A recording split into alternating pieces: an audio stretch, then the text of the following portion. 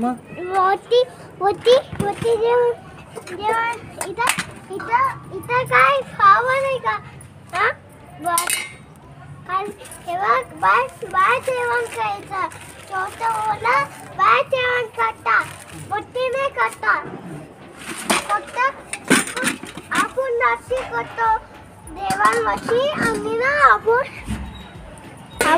ना खाली खाली जाऊन करतो बाय. नमस्कार, स्वागत आहे तुमचे आजच्या नवीन व्हिडिओमध्ये.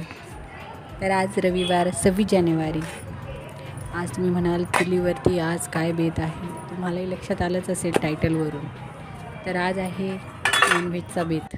नॉनव्हेजचा बेत म्हटल्यावर बाजरीच्या भाकरी या आल्याच नाही का, आणि आईच्या हातचं जेवण म्हटल्यावर सगळेच उत्साही असतात जेवणासाठी. आज ना नॉनव्हेजचा बेत केलेला होता आणि आईच्या हातची भाजी खायची होती सगळ्यांना. त्यामुळे गच्चीवरती चूल बनवलेली आहे सिमेंटची, आईने तिच्या हातानेच बनवलेली आहे. जेव्हा कधी आम्हाला चुलीवरचं खायची इच्छा झाली ना की आम्ही वरती इथे येऊन बनवतो. आणि आई ना तिच्या हाताने ही भाजी बनवते, तर ती असे दुसरे म्हणजे रेडीमेड मसाले वगैरे वापरत नाही. ती ना असा ताजा मसाला काढते, म्हणजे गरम मसाले जे असतात ना ते थोड्या प्रमाणात घेऊन भाजून आणि ते दळून वगैरे असा मसाला काढते ती. आणि त्यानंतर मग तिच्या हिशोबाने करते. पण खरंच खूप छान भाजी बनते ती, कारण की आपण हे असे कुठले मसाले टाकतो मिक्समध्ये तर आपल्याला इतकी टेस्ट देत नाही. पण ना आई खूप छान भाजी बनवते आणि तिच्या हाताला एक वेगळीच चव असते. आज ना थोडंसं गेट टुगेदर होतं घरी पाहुण्यांचं, त्यामुळे मग आज नॉनव्हेजचा बेत केलेला होता. आणि तसं पण संडे असला ना की आमचा काही ना काही बेत ठरलेलाच असतो. आणि शक्यतो आमचे पाहुणे पण आमच्या जवळच्याच भागात असतात, त्यामुळे आमचं हे गेट टुगेदर दर संडेला असतं. आणि नॉनव्हेजची भाजी असली की मग चुलीवर करायचं असं असतं आमचं. आणि सगळेजण पाहुणे एकत्र आले की खूप छान वाटतं. आपली फॅमिली पण जवळ असते. आणि एरवी तर आपण मोबाईलमध्येच असतो सगळेजणं, कुणाला बोलायलाही वेळ नसतो. पण कसं आपण एकत्र आलो की मग त्या दिवशी आम्ही फोन वगैरे काही यूज करत नाही, फक्त फॅमिलीलाच वेळ देतो. तसेच भावाची सासूरवाडी पण इथे जवळच आहे, त्यामुळे मग तेही येत जात असतात, आम्ही तिकडे जातो. खूप छान फॅमिली आहे आमची. इथे माझ्या शेजारी माझा भाऊ, माझी भाऊजाई, माझी आई आणि माझा छोटासा भासा आहे 3 वर्षाचा, जो की तुम्ही सुरुवातीलाच व्हिडिओमध्ये त्याचं बोलणं ऐकलं. तो आईला रागवत होता की इथे वरती काय बनवते, वरती काय करते, असं तो त्याच्या भाषेत बोलत होता. तुम्ही तर ऐकलंच असेल त्याचं बोलणं. आणि हे असं जेवण वगैरे एकत्र करायचं म्हटलं की मग आपण एन्जॉय करतो नाही का. आईने भाजीला ना येसूर घातलेला आहे 4 चमचे. हा येसूर पण ती ना घरीच बनवते तिच्या गिरणीमध्ये छोट्याशा. आणि घरी पण काही पिठं वगैरे, ढोकळ्याचं पीठ,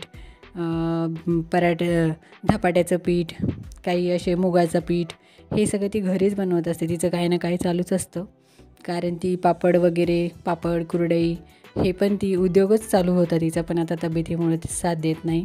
पण पुढे मी तिचे व्हिडिओ तुम्हाला नक्कीच शेअर करेल, कारण की खूप सुगरण आहे माझी आई. आणि तिचा व्यवसाय होता तर तिचे खूप क्लायंट देखील होते, पण आता तिच्या वाढत्या वयामुळे ना तिला काम होत नाही. तरी पण मी तिच्या पद्धतीने सर्व उन्हाळी गोष्टी तुम्हाला शेअर करेल. तर नक्कीच तुम्ही माझ्या चॅनलला सबस्क्राईब केलं नसेल तर सबस्क्राईब करा, लाईक करा, शेअर करा. इथे बघा भाजी झाली आपली तयार. ही 10 ते 12 लोकांसाठी ही भाजी बनवलेली होती. कट किती सुंदर आला आहे बघताय तुम्ही. आणि खरंच खूप छान झालेली होती ही भाजी. आजचा व्हिडिओ तुम्हाला आजच येत आहे. जेवण वगैरे झाल्यानंतर आम्ही ना एक गेम खेळलो, बघा तुम्हाला कशी वाटते ती. हां ए यार तू गोळेच ठेवू लागले सगळे. आता मी ना अरे बाप, सगळे तो गोळे पप्पा आता हे चिटकणार आहे सगळेच, गुतले हे सगळे, आता सगळे गुतले आता बघा. घे उचलून आता. थांब ना बाळा. हा, जे चिटकले ते उचलून घ्यायचे आपल्या हातात. असं आहे ते, चिटकून नाही द्यायचे. मम्मा चिटकून नाही द्यायचे ते, असं ठेवायचे की चिटकले नाही पाहिजे. हो का? ए थांब ना, ते मम्मी होता ना. थांब आता, थांब. चिटकले नाही पाहिजे. तू खेळ मम्मा, तुझी झालेली बाहेर. हां आता थांब, ये ना. हां मामी तुम्ही तू मम्मी ठेव. हा तू खेळ. सगळे रणगाडे उतरून खाली. हा खेळा खेळा मम्मी खेळा तुम्ही. उचलून घ्या आता.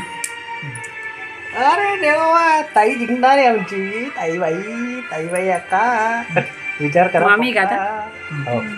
उभं ठेव आता मी ना प्लस मायनस वाढतं त्याच्यामध्ये बरं का. आ,